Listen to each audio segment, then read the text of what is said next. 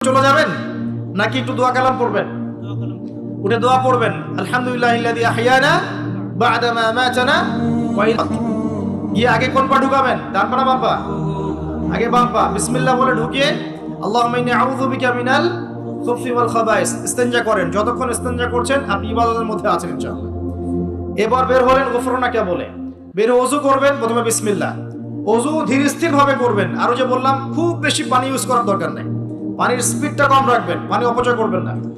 দেখেন ওযু যদি বিশুদ্ধ না হয় নামাজ কি বিশুদ্ধ হবে?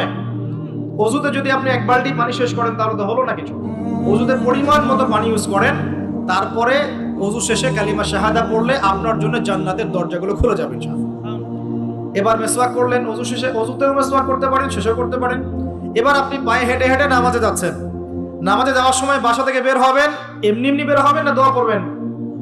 কোন দোয়া পড়বেন? বিসমিল্লাহি